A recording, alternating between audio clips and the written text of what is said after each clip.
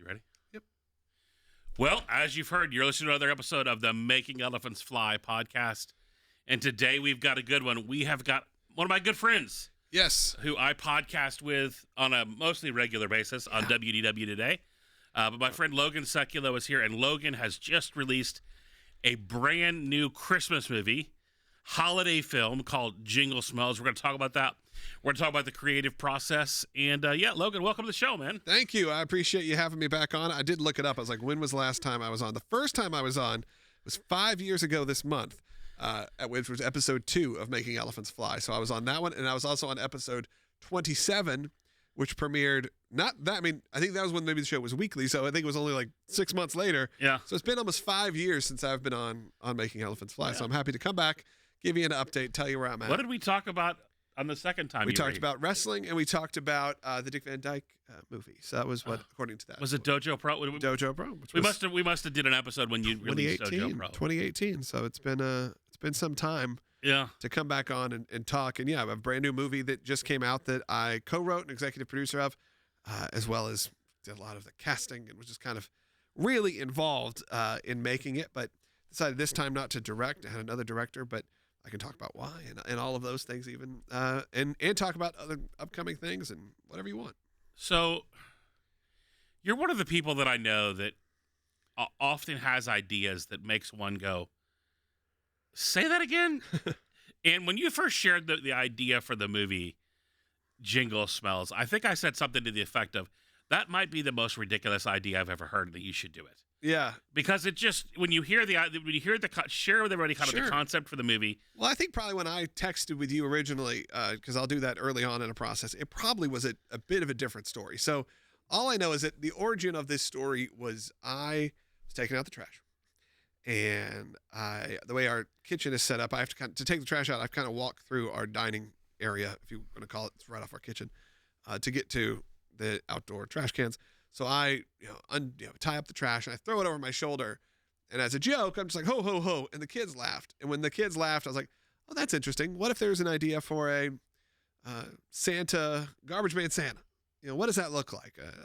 And kick that to you, probably kick that to Bart Scott, who ended up really writing the first draft of the script, and I just kind of came in and adjusted and worked my way and made some jokes here and there. But we both wrote as well as Will, and we put together this story that really became a much more heartfelt story, with knowing that it was going to be called Jingle Smells, likely. And that came to me again when I was just like, I was walking. I think I took the trash out, and by the time I got back in, I think I was like, that's funny. It's a funny title.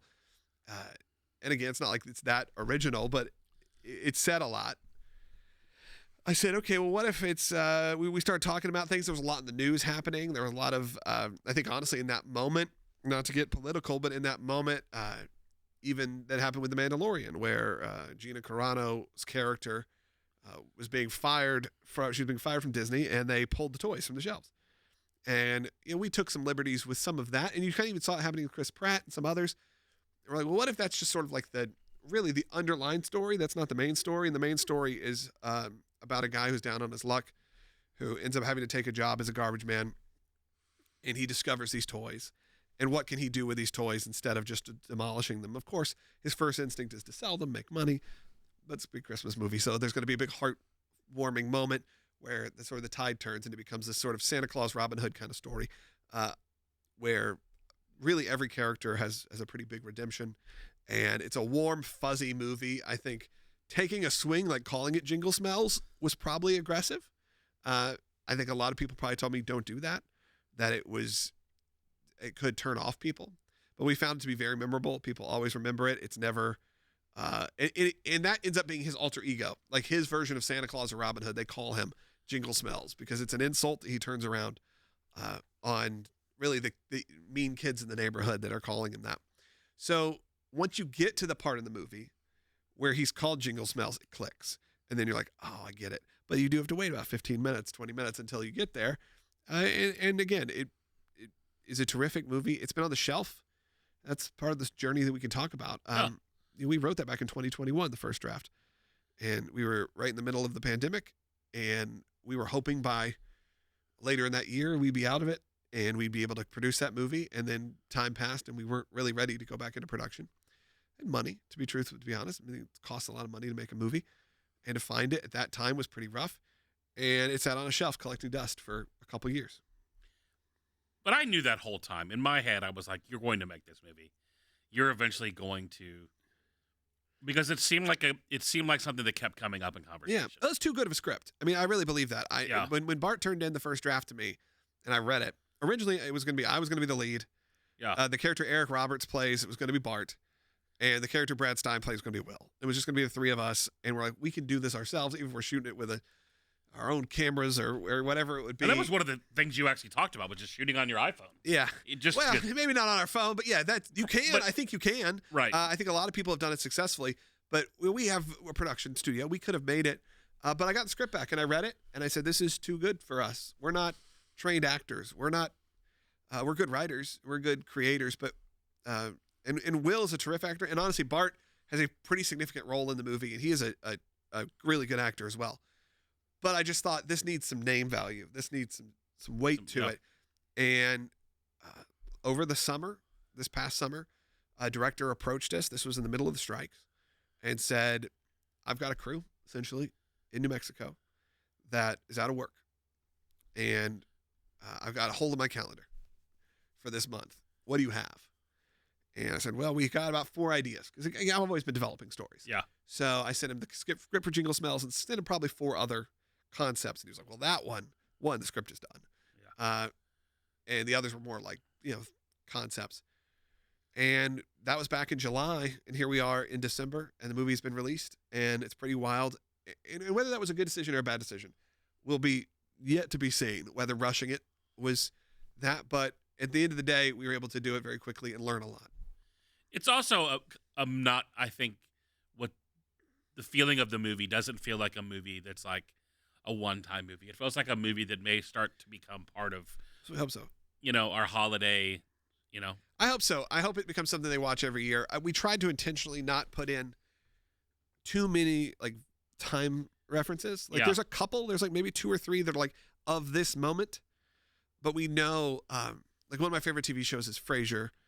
And I think why Frasier works still now when you watch it is it was late enough in the game to where they had cell phones, and those characters could have cell phones because they were like, fancy. So it doesn't feel that disconnected from where we are now. Where if you watch, even as much as I love Seinfeld and love a lot of those, how many of those situations would have been solved with just modern technology? Right. So you do want to say, okay, how can you make this timeless while still keeping it in a certain place? But that's our hope. Our hope is that it becomes a Christmas tradition that people watch. And look, we released the film this year for sale, which I think was also taking a swing. It's not available on a subscription streaming platform that you already have. You have to make a purchase. And honestly, that's how we recoup our money. I mean, that's your biggest potential to turn a profit right now, because look at the film landscape. Most people are putting their movies on a subscription base, and they don't pay a whole lot to be on those. So sure, in second run, next year, the year after that, you will probably see Jingle Smells show up on some streaming services or show it on TV.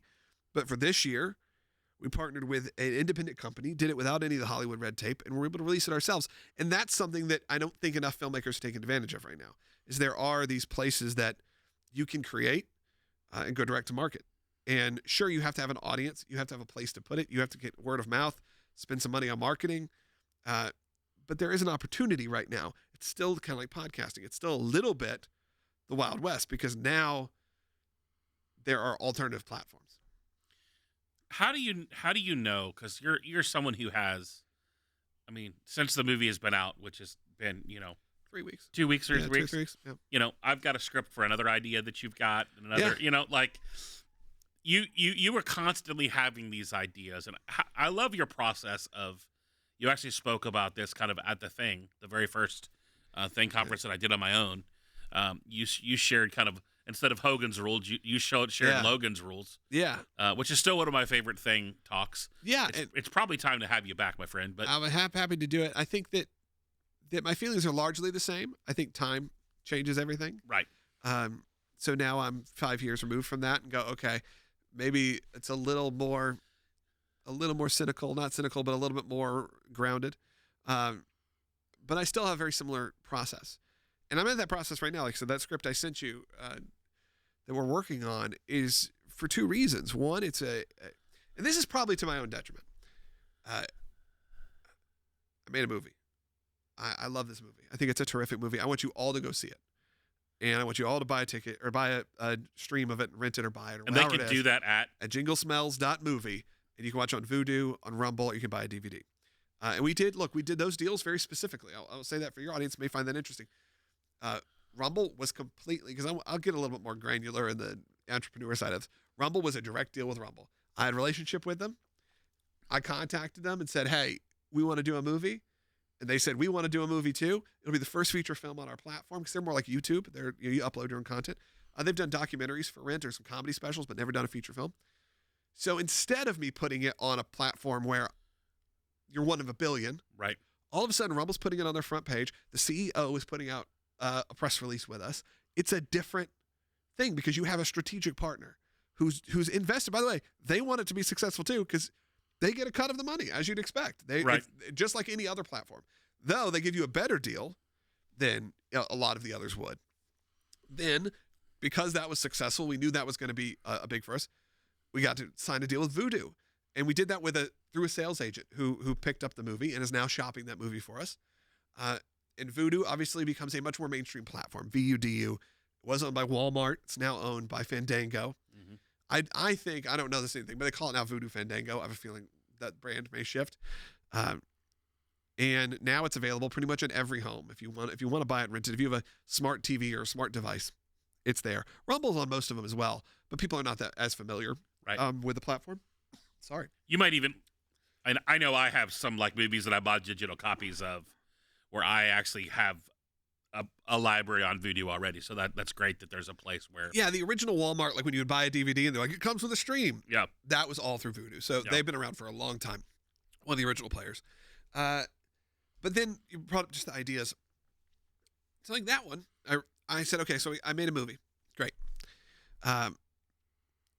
What haven't I done? In the sense of what's this another space? Well, I'm now starting to really look at different options in audio only, not video. There's a lot happening in that space that I actually really like because it's a lot cheaper. It's not unlike animation in the sense of if you can write it down, it exists. It's all in your mind. And whether that's a scripted or non-scripted, I'm just playing in that space a bit more and trying to see, is there a spot for us? Because we noticed that a lot of our promotion, a lot of people purchased the movie, not because they liked the trailer. They maybe liked the trailer, but they trust the people who were talking about it. Yep. They trusted us. They trusted the cast. They trusted our co-executive producer, which was Sean Hannity. They already had trust in them to make a purchase and go, if they're putting their stamp of it, I think that I will like this. And overwhelmingly they have. Well, what's a different thing? If those people are coming from the radio, a lot of them are, or radio or they're coming from podcasts. They're used to getting audio. Well, can we write them something in the audio field? So I've been kicking around that. And the script I sent you is something related to that. Now I'm a week into that, a week and a half in. I've already had some really big meetings with some big players about it. But I'm at the point where I'm going, okay, I really love that script. Do I want to now dedicate probably the next 6 months to it? And I don't know. Because I just got off the movie. We're still in the big promotion. This is why we're here. This is still in the big promotion for the movie. Do I want to jump head first into this? Now, the good part about that is the good and the bad. I can do a lot of it myself. I learned a lot while making a movie, which is there are a lot of people who are really willing to work and who want to work, especially actors and people that you're familiar with. So I've become a little bit more familiar with that space. Not your first movie, though. Not my first movie, but first one with named talent other than we had Travis Tritt do the voice in the last one, but there was no name actors. Right. Olin Rogers has become kind of a thing post the movie. And he was then in the YouTube space. He was more of an influencer back then. Yes, then he became a producer, did some big series, but he was still a local guy. Yeah. There was not anyone who I was intimidated to be around on set or to call. This movie's pretty stacked. Yeah.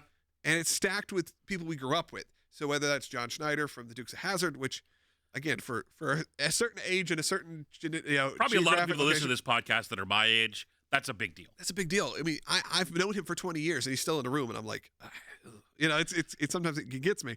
And I love the guy. He's one of the best people, but there's still that. I mean, he was on some of the biggest television shows of all time. You had Eric Roberts, who's Academy Award nominee. You then had SNL, Victoria Jackson, and Jim Brewer, people that I grew up with. And then you had, I always try to put people in that I think need attention. And to me, Dylan Postel and James Storm, both professional wrestlers. And I worked a lot in wrestling, and I learned that some of them are just incredible actors. I mean, as you'd expect. That's what they're doing. But it's hard to kind of put yourself in that. Right. In those, and I knew both of them really well, and I knew both of these guys. One, are very serious about their craft. Dylan has done some movies, so has James. James is doing acting class every week. He is deeply invested in it, so I knew he would bring it, and he did. And Dylan did an incredible job as well. So some of it is piecing together everything, but then to decide the good and the bad, like I said, of Jingle Smells was that it sat on a shelf for 2 years and then went into production. Once we went going from July till now, it went Not stopped. It went from 0 to 100, and we couldn't stop until the movie came out, and then we had to do promotion. And I feel like this week is sort of our make or break week. If I'm being honest, I like being honest with your audience. Like, we're still on the path to recouping our investment. We're getting there. But also, you have to put the realities like Vudu. I won't know if we sold a single copy on Vudu for a month. Huh. They give you a monthly report, and that's generous. A lot of times these companies give you quarterly reports. So you can be waiting around 3 months and going, gosh, I hope we sold a copy. That's the one thing with Rumble was great. Yeah, you were getting real-time information. I can go every hour and see how many people, or how much money it's made, if you will, because they're a different kind of platform. So there's so much to say, but there is that. I used to always say, and I did it yours, which is, I think about an idea and I work through an idea for 2 weeks before I tell anybody. And if I still like that idea in 2 weeks, then I continue on. I feel like now come up with an idea. I tell a handful of select people I like pretty quickly. Yeah. And I still try to, though, kind of give it some time. Like this one, I'm ready to go, but it's like, it's Christmas. I'm going to give it to a couple more weeks, breathe a little bit on it.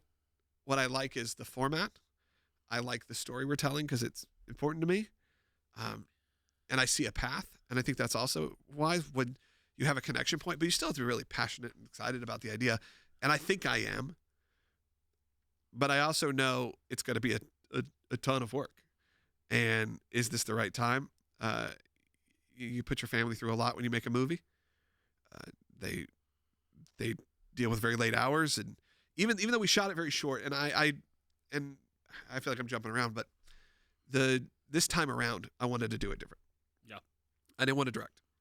I've directed a movie before. Because as dreamers do, if you guys have seen that, I'm in it. Yeah, that movie almost killed you, literally. Yeah, like that experience was. I don't want to be too dramatic about it, but it also burnt a lot of It was intense. If I look at the premiere picture, and it's sort of a brutal reminder, is almost everyone in that. There's 3 people. There's like a group of 20 of us. There's 3 people in that picture that I still work with on a daily basis.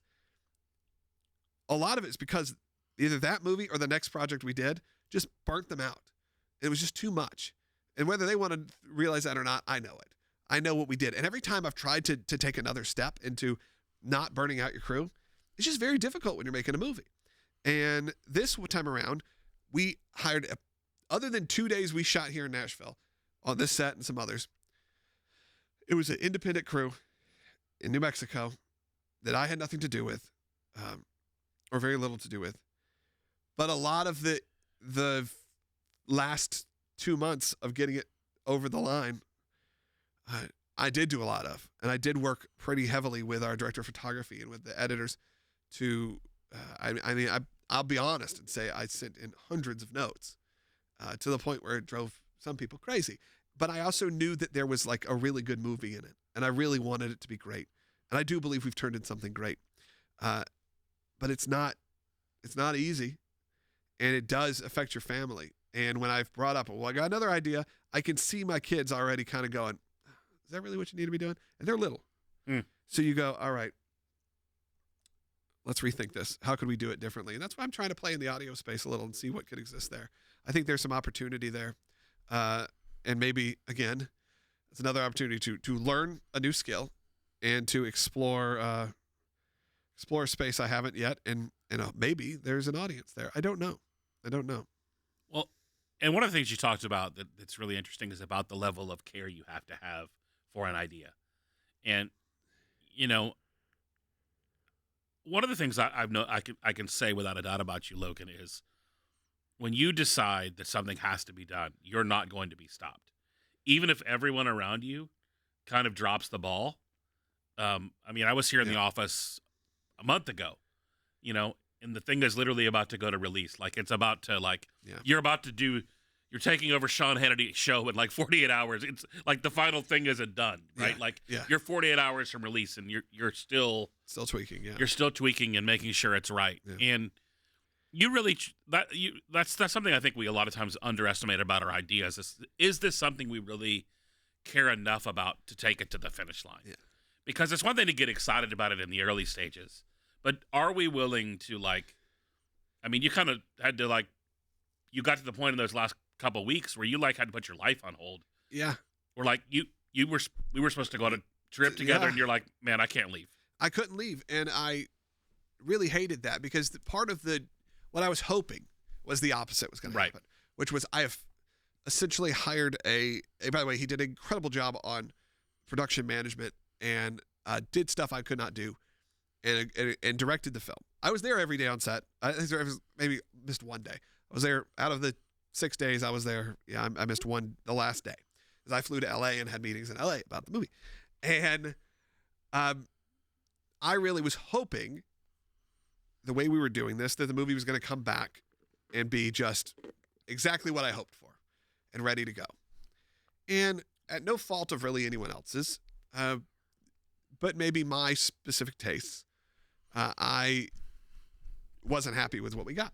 And I was able to then work with our director and work with our director of photography because I think all of us knew there was a better movie than what we were watching.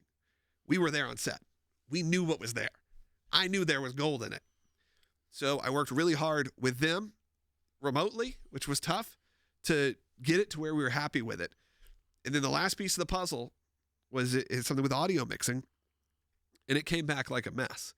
There was a lot of there was actual problems. It wasn't just I'm being anal retentive and I want it to be this way. And it was not releasable. It wouldn't have passed a quality control.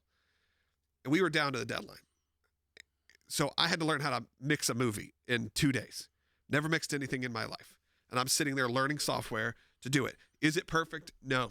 I may remix it before next year, but it was good enough. It passed quality control. The things I noticed probably most people won't. You do have to put that part, and you do eventually, they always say, movies are never finished. They just take them away from you. That's kind of how it is. You have to just hit that deadline, just be like, I'm done. Throw your hands up. I know it's a great movie. I am really thrilled about it, but I don't want to pretend like it never goes as planned, because that's true for any kind of creative endeavor. Unless you're a one-man show, which is hard because then the deadlines become unless you have made a deal where you have to deliver a book or something by a certain deadline. If you're an independent producer, it's tough. So to put those deadlines, we had to release a movie. We were promoting it. Trailers were out. We were selling it. Now, I knew it would be done, but it was an experience, and I learned a lot. And yeah, it still was a process, and it still kind of burnt you out. Where I feel like I'm recovering now, but there was a few weeks there where it was pretty touch and go, where I felt it becomes very lonely. I'll say that too. It becomes very lonely, where you feel like you're the only person at some point that cares, and I think that's tough. The case of any creative and anything you deeply care about. Yeah. I feel that way the final days going up to the thing every year where it's just like, no one cares. This is the worst thing ever. Why am I doing this? What am I thinking? Yeah. And I've heard you say that 7 or 8 years in a row. I feel well, you feel that way. You feel that way just because there's those moments where, regardless of how much everyone really does care, there's a moment where you have to be the one that's sort of that, I hate to use a sports analogy, but you kind of have to be the one that takes the team and leads them across the finish line because no one else really has that drive that you have. Yeah. You shared a great clip, and I've been reading Rick Rubin's new book. Yeah. I love what he says about creativity. It's so controversial because it so goes against the idea of you're making a product that other people are going to consume. Yeah.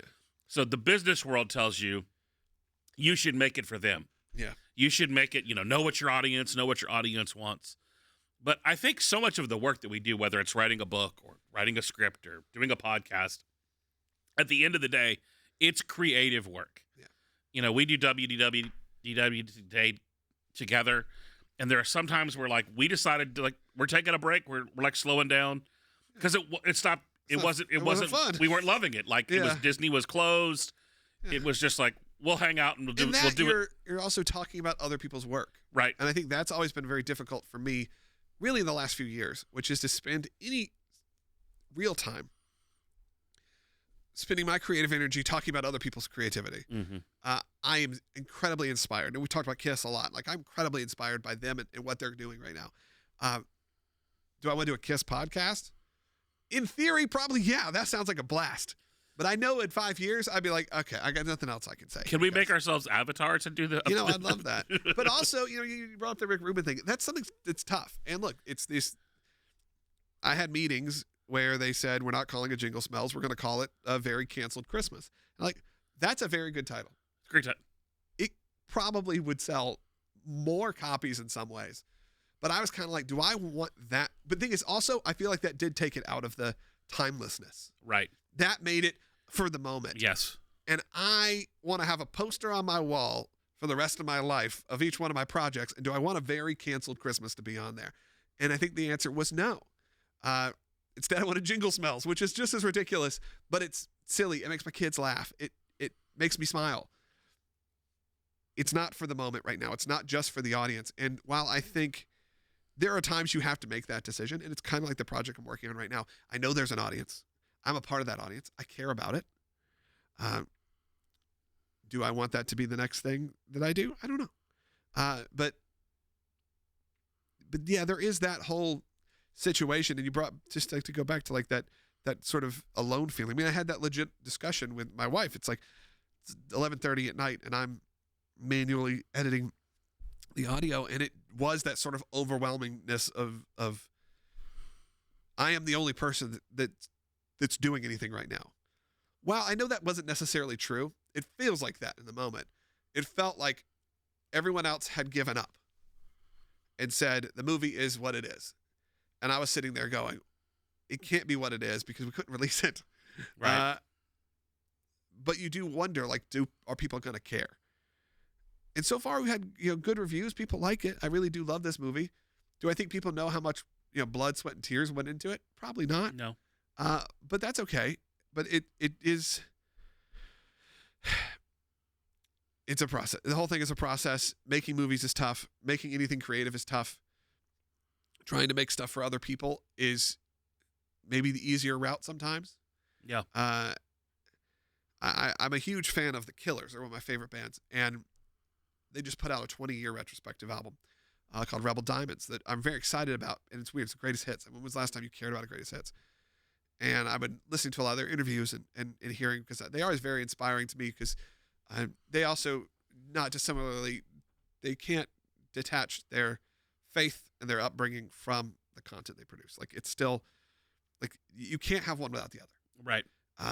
But I have loved their last two records, Imploding the Mirage and Pressure Machine. I think they're both amazing records. They've had probably, I don't know what the commercial success is of them. I'm not sure. I think that they've had a couple decent sized hits from them, but nothing like they did 20 years ago. Right. And they started to make a new record, and two of those songs I think are on the greatest hits, but they scrapped the whole record. They scrapped the whole record because it was like a throwback synth record to their 20 years ago. Right. Trying to remake that, trying to recapture that. And they were like, we're just not those people anymore. And they threw out the record and they made a greatest hits. And not that they don't want to play Mr. Brightside. It sounds like they love that. And even in that, they talk about that. But they can't necessarily, or not even want to, make music like that necessarily anymore. And they've done two albums that are much more, especially Pressure Machine. It's like an Americana Springsteen kind of album. And I love it. And I've grown with them. The thing is, I've grown with them, and I'm sure a lot of the audience has not. I'm sure a lot of the audience said, no, we want that band from 20 years ago. And that's what's happening with Kiss right now, is they, did a 5-year farewell tour, 2 of which were off because of COVID. They're supposed to wrap up in 2021 and now wrapped up just this past week. It's deeply an emotional feeling for a lot of us who've been following that band our entire lives. But weird, I've heard from a lot of friends are like, I didn't cry at the last show. I didn't get like overwhelmed. Now, their show here in Nashville, I had like a moment or two, and not because of the band. It was mainly because I was there with my kids, and I was experiencing it. Like, I'm the third generation, or my kids are the third generation of Kiss fans. They're able to see this. For I knew what was going to be. For me, it was still like 20th time. For them, it was their last time, or their first and their last time for my girls. So I had a couple moments like that. But a lot of my friends went to the final show, and they're like, they just were excited. They felt joy. They loved it. They didn't walk away crying, and they were a little shocked that they didn't. Because they went out there, they put on the same show they've been putting on for 20 years. People loved it. It was great. And then they made this big announcement, which is still a little unclear, but it is that they've partnered with Industrial Light and Magic and with Pop House, which does the ABBA Voyage show in London, to produce what appears to be what I guess you consider like a hologram Avatar 3D show. Right. From a band that entire brand was really, you got to see us live. And there's been speculation for decades, and really for the last 5 years or so, that the kids were going to take over, that they were going to have some passing of the torch. The Kiss brand wasn't going to go away. We knew that it wasn't going to go away because they don't do that. But no one, and I mean no one, it did not leak. No one had on their sheet. No one had on their bingo card. On their bingo card, it's going to be a virtual avatar, hologram experience. Let's actually talk about this a little bit, because you messaged me. I knew it was the last night. Yeah. I knew of Kiss. I like, obviously it seemed like the old Scooby-Doo cartoon they did, and like I had heard their music. We all know those songs. Everywhere. Yeah, it's everywhere. But I grew up kind of a conservative Christian environment. Like I'm sure I watched. In fact, I remember the documentary. It was called Hell's Bells. Of course. It was about how rock and roll was going to send you straight to hell. And I remember going to the first Kiss show that she took me to, which was their first time they played the farewell show on Nashville. I think that was probably that, and that was of this tour. They did a couple. That was the beginning tours. of the end of the road. Yeah, 2019. This farewell tour. Yeah, 2019. And I was absolutely blown away because it was like if Disneyland and rock and roll got in a collision, and that's what you saw on stage. And it was unbelievable. It was odd. We even talked about this in the last show. How oddly, other than maybe their song lyrics, oddly a family clean experience. And even the lyrics are like innuendo. They're not. Nothing is really brutal. Like in terms of like, they don't curse. Yeah, it's a clean show. Maybe look it up. Yeah, well, even that's like, innuendo. You decide what it is. But they would say it means like live your life. Yeah. If you read interviews, But what was really interesting is the end of that night, you reached out and was like, hey, what do you think of this? And I'm like, I don't know.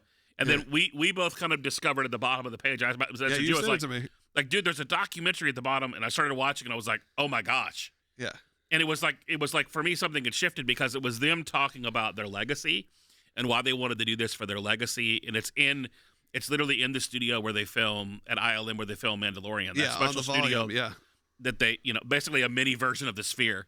And I really kind of want to go see this. I kind of actually want to go back to London and see the ABBA thing now too. Yeah, when you look at that video, it looks great. It looks great. It looks, because when you think about the idea of like, these artists that, we're living in a world where Rolling Stone is going on tour and it's being sponsored by AARP, which sounds like a skit on SNL. Yeah. But no, it's like the real deal. It's not a joke. It's not the punchline. And look, those bands can go on. It's awesome. What I really love, so when the first thing, we all got an email, if you're on the Kiss email list, the night before the last show that just said, the end is only the beginning.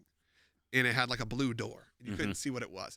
And everyone's speculation ran wild. Was it going to be the Sphere? Was it going to be the new members of Kiss? Was it going to be a movie? Because they've talked about that for a while, a Netflix movie. No one thought it was going to be what it ended up being. Because one image did leak. And I was sort of like, for a moment, like my stomach sunk, and I was like, oh no. This is not what I want.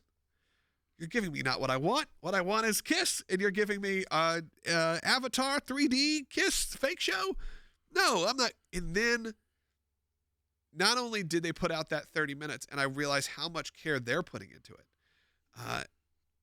It also, honestly, by the end of 30 minutes, I was like, I will go if it's in the continental U.S. I'll probably fly whenever it opens. Yeah. Because I want to see it before it gets spoiled. Because it's a huge swing. And I've loved them about that. For them and in general for the last 40 years, 50 years, is every time that they've made something new, it's a gigantic swing. And it's not necessarily what your audience is asking for. Whether it was when they took the makeup off, came back bigger than ever, put the makeup back on, bigger than ever. And now I watched the promo video with my kids about the virtual tour, whatever it's going to be. And the one in London is permanently set up in London, but it can be broken down and shipped. And I think it closes in May, and then they're going to ship it somewhere else. So it's more like they'll probably be these like, it's coming to Vegas for a year, that kind of thing. And it sort of started to click with, oh, this will really work for my kids. Because my son recently discovered Eminem, the rapper. Because Eminem had a concert, in quotes, on Fortnite. Mm-hmm. Again, he's a 3D avatar. It is not Eminem. It is just playing the track of Lose Yourself. But now he wants to buy they're doing a Fortnite exclusive. He's doing a record that's clean that is coming out early next year. He's merch that's being for sale. Again, the actual Eminem, the dude, has not appeared in a frame of this. For my son, it makes no difference. Which is interesting because the show is good. Your son has lived, his generation has lived in a virtual world. They've been in Fortnite. They've been in these kind of If anything, it's exciting for them. Right. He's like, this is real. Like, I get to go be inside this video game. Right. Like, that's cool to him. And it all started to click going, look, do I think there's a chance that Kiss, what they're calling a new era, flops? There's a chance. It's not what people will just, but do I think that what's a bigger embarrassment? Your kids go out there and no one shows up, or you end up playing. You go from playing 20,000 seat arenas to playing 1,500 seats. Yeah. As a tribute band, really, because you put new people in those roles, and really, really, we're connected to Gene and Paul. We're not really connected to just the makeup. Yeah. But if you're putting on a superhero show, which is what this looks like, which just doesn't even look like a concert, the characters are flying around and shooting lasers and breathing fire in a way they've never done before, and it's done in a way that's, again, I feel like you're into a movie or into a virtual experience. It's not just a virtual concert. Like ABBA very much is recreating what they did in the 70s, but then with amazing lights and production. Yeah. What looks like Kiss is doing something they could never do. Yep. Something human beings could never do. Well, and I think it'll probably truly be 4D. I'm sure it'll have something. It'll have something with sights and sound. It will be a 5-sense experience. Yes. There will be pyro. Yeah, and they even had pyro when they announced it on stage. Right. They said good night, and then smoke cleared, and then all of a sudden these characters showed up, and they had real pyro going and lights going and big virtual faces. And do they look perfect? No, they kind of look like Fortnite characters. I just like that they, instead of taking the obvious route, which I think a lot of us, you tend to go to the path of least resistance. Yeah. They took the biggest swing I think possible, which was something that even the hardcore fans go, I don't know. It goes back to kind of what you were saying. One of my favorite quotes is from the Lorax from Dr. Seuss. That unless someone like you cares an awful lot, nothing is going to get better. It's not. Yeah. And when I watched that documentary, what did it for me, obviously, Gene Simmons is maybe one of the greatest entrepreneurs of our lifetime. Yeah. Him and Paul. I mean, taking that band from from literally, they're like from poverty. They're literally a living comic book that's a band. But right, and they're worth $1 billion. If you watch the end of that, when they actually show them the first time what they produced, not just because you see the whole process of them creating it and them carrying it, but they truly care about this. They truly are doing it because they wanted to create something for themselves and for their fans that they could be really proud of. Yeah. They wanted to make something, and you and I talked about that could live on too. That could live on. That could be in perpetuity after they're gone. Because at some point, they're in their 70s. Yeah. You definitely watch that show, and as a 75-year-old was flying above the crowd, and in a flame of glory, you're like, man, no wonder these guys aren't doing this anymore. I don't know how they do that. Two hip replacements. I mean, they've brutalized themselves for this, and I think part of that, he says, he goes, I'm going to be able to. Gene says to Paul, he's like, Paul's going to be able to jump higher than he's ever going to jump before. Yeah. And Paul goes, and it's not going to hurt.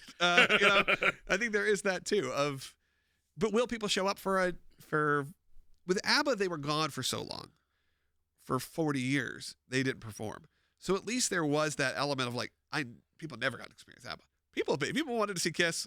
They've been in your town over the last 50 years. So never stopped. But I do think that it's going to be something different. I went to go see a concert like 2 or 3 nights after you and I saw Kiss at the same venue. I sat across, literally right next to that, place where we sat, Yeah. right across, watch people. And the experience of people watching a Kiss show is people are coming together because they have something they commonly care about. Yeah. It was literally like watching everyone that got kicked. It was like showing up at band camp almost. Yeah. Like it was like all of these kids were the kids that were kind of the outcasts. For sure. And Kiss gave them, and there are only a few artists. I think Lady Gaga does that fantastically, where it's like, this is the outcasts show up together and have something that's their own. And it takes a unique kind of creator to create something for people that may not be, the in crowd. And that's never got good reviews. They never got good reviews. I mean, and maybe this live show got good reviews, but they never. But a lot of people were, trashing it. I can't believe they're still playing. Right? Yeah, and I think that's right. I think that's a nerve that they touched for me when I was a teenager. When they kind of had their big comeback in the mid '90s, when they put the makeup back on, is when I sort of became familiar with who they were, and it was an outlet. It was an outlet for me to buy the stuff, to go to Spencer's Gifts, and to collect things, and finding people who also shared it. And I could go to a show, even though I didn't get to go to a show until quite a few years later, because my parents were like not dissimilar. They were fine with me buying a shirt, but I wasn't going to see Kiss when I was 8 years old. They were like unlike what I've done for my children. Now it was different. It's a different crowd now. The crowd has aged quite a bit. Yeah. It's a bit more family centered, but there is they presented joy for people who were having maybe not the easiest go at it. But you'd go to these shows, you'd go to these experiences, you'd meet people that were, maybe they're quirky, maybe they're a little off base, but they provided an outlet for a lot of people who really could use it. But still somehow became, if you could live in both worlds, it's really difficult. You think about Star Wars. It's like Star Wars, everyone thinks like Star Wars and Star Wars geeks and comic book conventions and all that. It's like, how can they both be that and also the biggest movie of all time? It both at the same time. It is somehow a cultural thing to be a Star Wars fan at a hardcore level, while still it's the biggest movie franchise of all time. So it is a mainstream thing. There's been dark periods where it's been a little out of, not as popular. But it's interesting. And I feel like that way with Kiss too. It's like, how can you be one of the biggest selling artists of all time and still feel like you're connected to your fan base and and feel like it's still this thing that's ours, that we own. Like, I still feel like I have ownership in Star Wars. Star Wars is the biggest thing in the world, and I still feel like I have, just specifically pre-Disney, I would say, I had a piece of it. It was mine. Felt like it was. And it was, if you knew someone who was a Star Wars fan, you could have these deep conversations. Same with Kiss. But still, at the same time, create the biggest thing ever. That's the magic that I don't think it's not very easy to replicate. Very few have done it. Many have tried. Where you can keep that hardcore base and you can also appeal to the masses. But I think it really does. If you think about all of these things, the two things we talked about, is it all comes down to someone creating something they deeply cared about, that they had. I want to talk about a couple of things because we need to wrap up. Yeah. One of the decisions. Santa Claus coming. We gotta get to that. One of the things Santa Claus is coming to the studio today. It's in 30 minutes. So come on. One of the things is you made a decision about how you were going to release Jingle Smells. You had gone to see a movie and decided, man, I just dropped $100 or more. Just take my family to the movies. $200 to see Paw Patrol 2, whatever they call that. Pups to the Rescue, whatever it was. Super Pups. I loved it. By the way, it's a great movie. It's now available for free on some streaming service, because that's how it works. But between the tickets, I had bought 5 tickets. That's my family, plus one other who was with us. I think it was my mom. And that was $20-ish a piece. Yeah. So that you're already talking with fees. I mean, you're talking about $100. Then each kid got an icy and a candy, and we had popcorn, and that's another $100. And you go, that's $200 for 2 hours of Paw Patrol. It didn't change my life. I thought it was fine. People complain about Disney World. They're like, it's $150 a day. It's like, I just spent $200 to see Paw Patrol. Now, of course, that was for a family of 5. It's a little different, but it's not a whole day experience. But yeah, and that really did impact me, especially right now when money's tight for a lot of people. But I knew we couldn't just give away the movie. It's not how business works. So could we use that to our marketing advantage and say, look, this is the true story. This is really what happened to me. And, which I think is important for people who are creating content, I watched the movie on 150 inches or whatever it was. We have a screening room, so I watched it in the screening room, and I thought it was great. And then I watched it on TV at home, and I thought, well, this is great too. And I actually kind of liked it a little bit more on the TV because I felt like we made a movie that was great to watch at home. It was a great, comforting, fun movie. It didn't matter if it was a theatrical experience. We got offered, by the way, a theatrical deal. Mm-hmm. Something I never thought would happen. I want to clear that up. Someone came to us and said, we want to put this movie in, hundreds of screens. Yeah.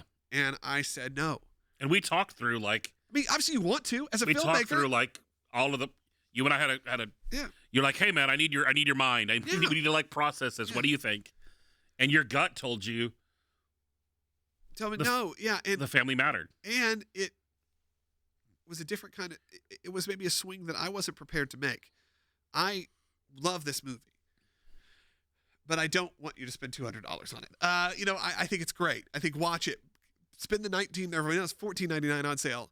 Get your family around the TV and watch it. Enjoy it together for the cost of less than a ticket right now. That to me sounded fun. That sounded cool. That's the swing I wanted to take. I want to provide something that is either, is very affordable for the family. And also, if we're being completely 100% transparent, sure, that's the PR story. There's also the real part of the real story, which is I just didn't know if theatrically releasing this movie was a good business decision. Right. I had seen plenty of movies like ours come and go. A lot of times they take a huge amount of your revenue when they do that because you don't pay anything up front and you're splitting the box office with what ends up being 20 people. Right. I mean, you didn't think about it? You know how much money it costs just to send posters to every theater? You're talking about printing over 1,000 posters.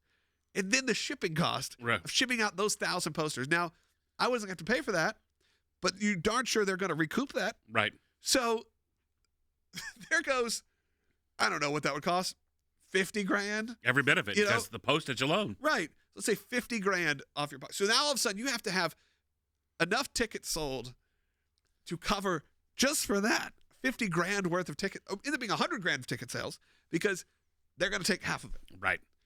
So that's before you could even start to see anything. And that's just one of a 10 or 20 other expenses, whether that's delivering the files, creating it. So there was a business decision to be made there too, which unlike them, I could go to Rumble and click upload and there you go. And it wasn't that easy because we wanted to deliver it in a higher quality, but it wasn't that far off from that. It was dropping it to a Google Drive and connecting with their team. But you also had to think about, as much as you want to make it for yourself, you had to ask the question, where is my audience? Yeah. Where are the people that are going to embrace this movie? Yeah, and I would, as someone who makes movies, you obviously dream of going to see your movie in a movie theater. I mean, that's awesome. To have your movie, to be able to go on Fandango and see your movie and click buy a ticket, that's pretty cool. What's also maybe not cool is clicking buy a ticket and you're the only one who's bought a ticket. Right. And I didn't feel like this movie, as much as I love it, was that movie. I mean, we're talking about this week, it's not made by the guy who made Rogue One. It's like Star Wars, but it was supposed to be a Star Wars movie, and then they didn't want it, so he rewrote it. It's like it's in theaters this week, and then next week it's streaming on Netflix because I think we live in a different time, right? And getting someone out to the theater is different than it used to be. And for me, it's not that easy. And I love movies, and I don't find I showed my son a trailer. When I was a kid, if my parents said, "You want to go to the movies?" I was like, "Yes," because your options were limited. I showed my son a trailer to a movie, and he's like, "That looks awesome." I was like, "You want to go tonight?" Maybe not tonight. Yeah, I've got M&M's on Fortnite tonight. Exactly. So you're competing with everything. Right. So yeah, I mean, I don't know where I was going with that, but that's where we're at. Well, man, too excited for Santa. That's why. Santa Claus is coming to town. I hope everyone has enjoyed this episode, and I hope everyone will go, because one of the things people like to do is they like to complain about, oh man, there's not enough family-friendly content out there, and Logan has created something absolutely amazing. So I highly encourage you, if you want to see me dressed as a pirate in a hat that's 4 sizes too small, that pirate hat sits in my garage. So everyone that comes in and out of my house over the holiday season has seen it. They're awesome. Like, can you put the hat back on? And I'm like, actually, no, I can't. Yeah, it's like, can you push me in it? Yeah. And so go to jinglesmells.movie. You can download the movie there. You can rent it and do all the things. Support Logan in this process. Logan's been a supporter of this show since literally the second episode. They have a supporter before the second episode. Right. But of the show, yeah. not just of me, but of the show, since we had a show, right? Yes. And so, if you love the people that are on this podcast and you want to hear more of it, I just, this is we're recording this episode and we're going to load it into the feed this week and get it out to you. It'll be Christmas, so you can actually buy the movie over the holidays. Enjoy it. You're sitting around with your family over the holidays. I encourage you to. Then you could send me a message and I'll probably respond. You Yeah. know, and say if you say you loved it. If you say you hated it, I probably will I'll block you. Don't send Logan a message. And that was actually interesting because we watched this at our house over Thanksgiving, and I had a few folks over that aren't necessarily people who are plugged into the church, and I was like, oh God, what's going to happen when they watch this movie? Are they gonna? Is it gonna land, or are they gonna be like? And they loved it. Yeah. And they absolutely loved it. Now they love like goofy, like fun It's a big, fun, silly Christmas comedy with some great messages. Like I said, there is a Christian element to it, but it's not. It's not preachy at all. No, not really. I mean, there's really one scene where we're pretty direct with it, but even that involves some like Christmas whimsy. Magic. It's Bart Scott at his peak. Bart Scott. He does a great job in it. He kills it. It's my you favorite. Just kind of want to. You kind of want to sit on Bart Scott's lap during that scene because he's so like. If you know what I mean. Well, that sounded weird, but you know what I mean. And once you see it, you'll understand. Know it. No spoilers, Terry. No spoilers. But yeah, thank you guys just for listening. Logan, do you have anything kind of as a parting? If someone who's maybe sitting around, you've answered all the other, you've shared your feather before. Yeah. What would you say to someone who has an idea right now? And it feels like they're not sure what to do with it. You bring this up a lot, and I think it's right. And I really took your advice more on this than I have before, which is I started to call in a lot of friends in favors, maybe more so than any project I've ever worked on. And that opened so many doors that I would never have expected. Again, this movie was originally written to be starring me and my friends. By the end of it, it was like an all-star cast. And some of it was, who do you know? And how can they help you? And are they willing to help you? And don't be abusive. But it's something like I texted one of our friends, John Rich, who is a country music star. I mean, obviously that's an extreme example. But I said, hey, I need a song, and I know you have this one on your album that's called Santa Claus Has a Dirty Job, which I'm like, how could there be a song written already called this? What would it take me to get the rights to use this? And he was like, just use it. It's yours. You're my friend. I want you to have it. And sure, he'll get like a royalty check from the cue sheet, but it wasn't like a big deal. And then I was like, oh, and Jim Brewer? And he's like, yeah. Well, let me email you. Let me connect you guys. I'll send him on a text thread with Jim. Then all of a sudden, Jim's here recording something, and it's like all of those pieces started to come together as soon as I opened that door.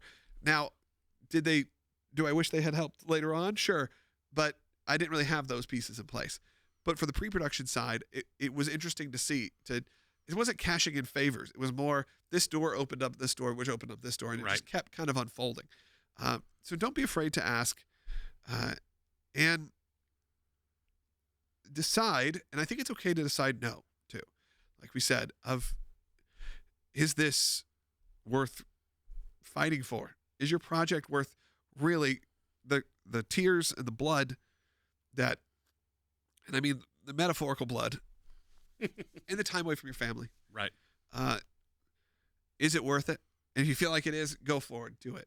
But really, when you decide to make, especially it's like making a movie, if something like that is that intense, don't do it unless you feel like, unless you feel, and a lot of times you do feel like you have to. And I get that. And then you're going to learn something from it. No, there are no, I think I put on this, it's like, I don't think there's a movie that's been made that doesn't have some kind of, body count, if you will, of the amount of people who you just work with. You may never work with them again, or you enjoyed working with them, and you're still not away. There's no way everyone comes out of it. It's such an aggressive form of entertainment to make that it's just impossible, I feel like, at the level I'm making them, to not have that situation happen. So what are you willing to risk and put your time into when you have a limited amount of time? And I don't know, I don't want to end on a negative, because I love this movie. I'm very proud of it. I'm excited for it. I'm excited to put that poster up on my wall.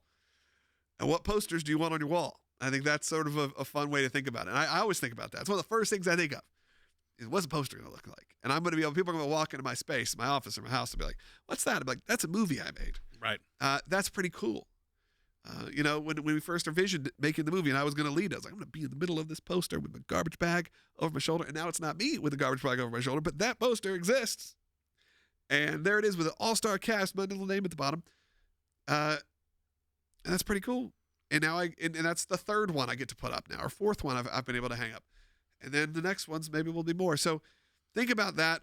And I don't know, man. I just appreciate your friendship, and I appreciate having someone like you to be able to call or text and bounce an idea off of, that you're honest with me, but also not going to break my heart and just be like, it stinks, it's horrible. But be honest with me and know that it may just be the seed at some points, and not to take everything I say too literally. So I appreciate that. Well, it's fun when you see an idea like this go from, I woke up, in your case, you took the trash out. Yeah. Literally, that's funny. This idea came from the trash, Yeah. And you stayed with it. You believed in it. One of obviously our heroes is Walt Disney. Yeah. And he said, when you believe in a thing, Yeah. believe in it all the way. And Yeah. that's what you did, man. You have believed in this thing all the way to get it across the finish line. I did think of one parting little piece of advice, because I've learned this now as someone who writes. There are so many projects that I feel like are stuck inside of me, and I'm like, I have to get them out. And I will write them, and I will love a script, and I will love it. But then I really stop and go, is that enough? I put it down on paper. I really love it, but I got it out of me. And sometimes that's freeing to then go, now I get to move on to the next thing, because I don't need that to be made. I may love it. It may be great, but I needed it for me to get out and maybe to send to some friends. Does it need to be something that you find $500,000 to put into? Maybe not. Or find maybe that's enough. So if you have an idea for a movie or a book, or let's not say a book, because a book is, if you're going to write it. A movie or a screenplay or something like that, that's going to take a lot more people. Yeah.